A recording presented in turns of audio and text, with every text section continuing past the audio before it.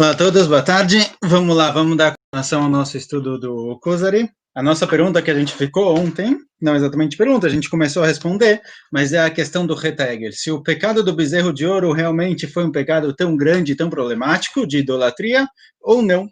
O Kuzari falou para o Haver, olha, você está falando que seu povo acredita em Deus? Olha o que eles fizeram, logo depois de receber a Torá, de encontrar, de conversar com a Kadosh Baruch Hu, eles fizeram um pecado de idolatria? O que sobrou do povo depois disso? O que você vai falar bem do povo?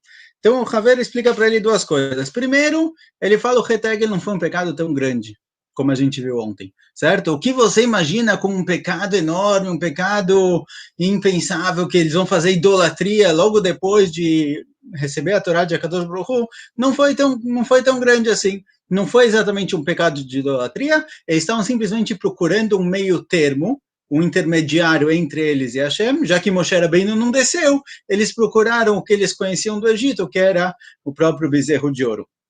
Outro ponto, fala o Haver, que quem morreu lá, desculpa, quem fez o pecado de bezerro de ouro não foi o povo inteiro, não foram 600 mil pessoas, foram simplesmente 3 mil pessoas. Um grupo pequeno que decidiu fazer o bezerro de ouro. Fez todo esse barulho, fez toda essa bagunça. Está acostumado. Às vezes é um grupo pequeno de pessoas que acham que a verdade está com eles e fazem uma bagunça enorme, fazem barulho na mídia, em todo canto, e você realmente acha que foi todo mundo junto com eles, mas o pecado do bezerro de ouro, fala o Haver Kuzari, foi só de 3 mil pessoas. 3 mil de 600 mil não é nada, certo? É uma quantidade muito pequena, 0,5% da população dos homens que estavam lá.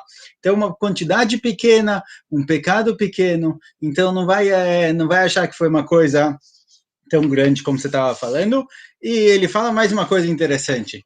O Haver fala para ele o seguinte, olha, por que você acha que esse pecado do bezerro de ouro, digamos que realmente foi idolatria, por que você acha que é tão problemático? Qual o problema realmente que eles tenham feito uma estátua para se curvar para a estátua?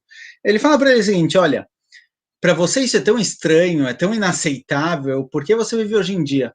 Hoje em dia não é comum, as pessoas não fazem idolatria, certo? Quem conhece alguém por aí que tem uma estátua em casa de pedra e reza para a estátua? Isso daqui a gente já é impensável, não faz sentido nenhum, não tem porque alguém ter feito, não tem porque alguém fazer isso. A Gemara conta que certa vez Ravashi estava dando shiur, e ele estava dando shiur de Tanakh, aparentemente, e ele falou, olha, amanhã, Bezerra Hashem, a gente vai começar um shiur sobre nosso amigo Menashe. Nosso amigo Menashe, quem é nosso amigo Menashe?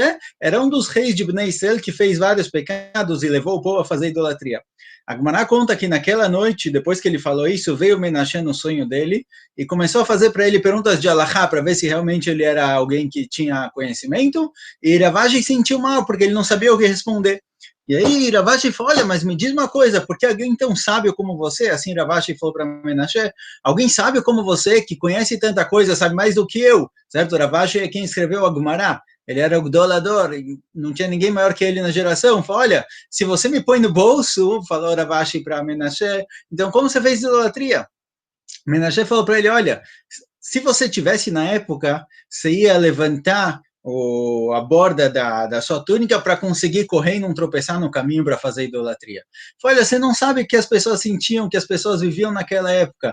Nossa forma de viver não é a sua forma de viver. Então você fica pensando, como pode ser que alguém fazia uma coisa dessas quando, na verdade, você não estava lá. Você não sabe dizer porque você não viveu naquela cultura, certo?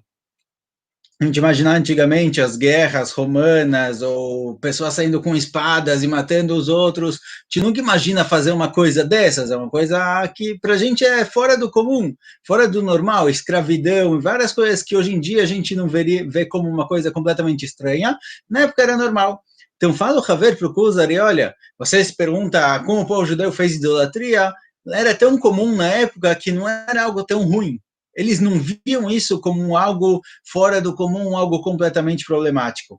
E ele fala uma coisa extremamente interessante. Ele fala o seguinte, olha, o que você acharia de alguém que constrói uma casa e nessa casa ele coloca um altar e ele faz sacrifícios e ele reza para Deus nessa casa e as pessoas se juntam dentro dessa casa para rezar para Deus?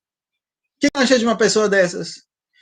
o Kuzari é normal, aceitável, que todo mundo faz, certo? A gente, por exemplo, nós temos aqui um Beit HaKnesset, a gente constrói um Beit HaKnesset para todo mundo vir lá, se encontrar e rezar. A gente não tem korbanot hoje em dia, não fazemos sacrifícios, mas um lugar que a gente se encontra para rezar.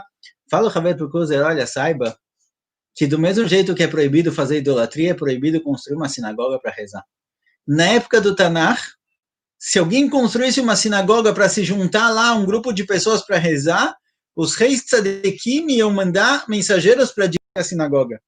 Vocês estão entendendo? A nossa sinagoga, que é o centro da nossa vida judaica, certo? É lá que a gente se encontra, lá que todo mundo vai para rezar. Ia ser destruída pelos reis do Tanakh. Por quê? Porque na época que tinha o Beit HaMikdash, só era permitido se juntar para rezar no Beit HaMikdash. Fora disso, era proibido. Você não podia ter uma outra casa na qual você se junta para rezar para Hashem. Então, para a gente conceber essa ideia de que isso daqui é proibido, é estranho.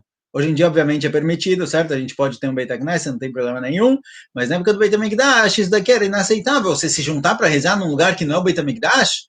Então, coisas que para a gente é tão óbvio, tão simples, em outras épocas era proibidíssimo.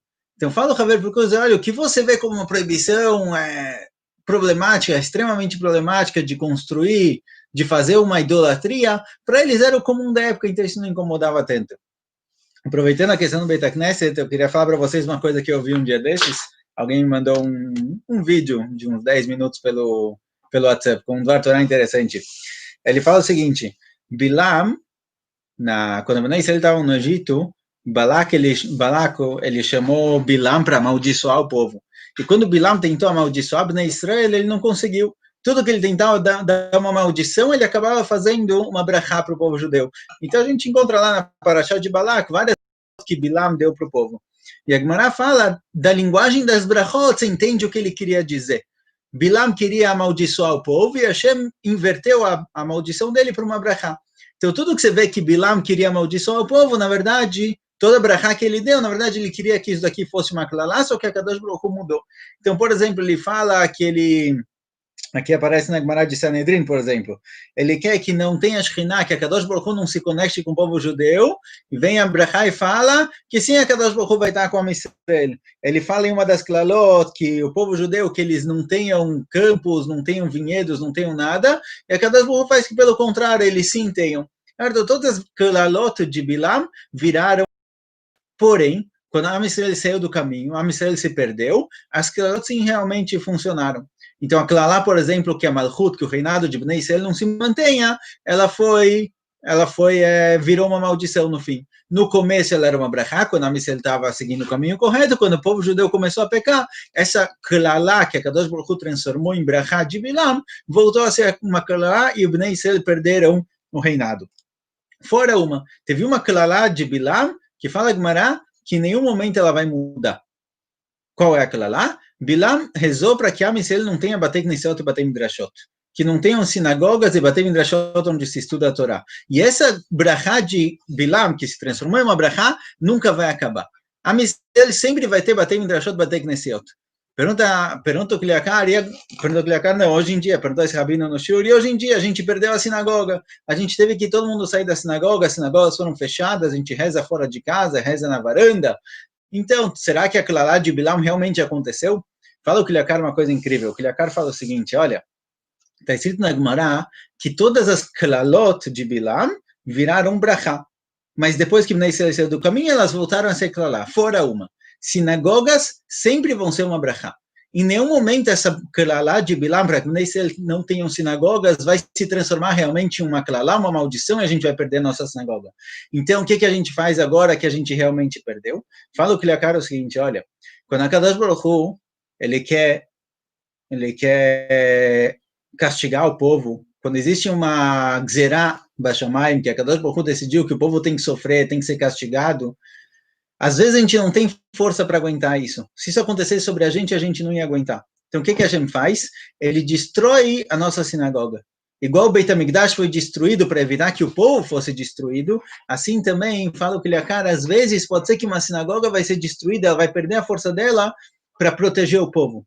A nossa sinagoga, na verdade, protege Bnei Israel. Isso que a gente teve que sair da sinagoga, ficar fora de casa, isso daqui, na verdade, está protegendo o povo. Toda essa praga, toda essa klalá, toda essa maldição que deveria recair sobre o povo, a Kadosh Baruch Hu faz que recaia sobre Batei Midrashot e Batei Knesiot.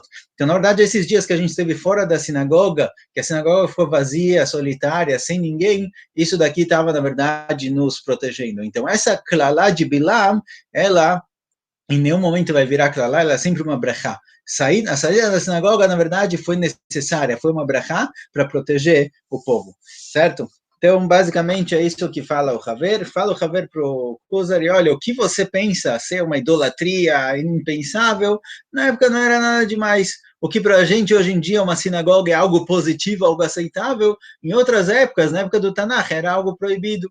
Por isso, saiba que o que aconteceu lá não foi realmente um pecado fora do comum, não foi algo que realmente diminuiu o povo judeu, e sim é um pecado específico de um grupo pequeno de pessoas, um pecado pequeno que não diminui em nada a grandeza desse povo. Tá bom? Data Hashem, amanhã a gente continua. Até mais.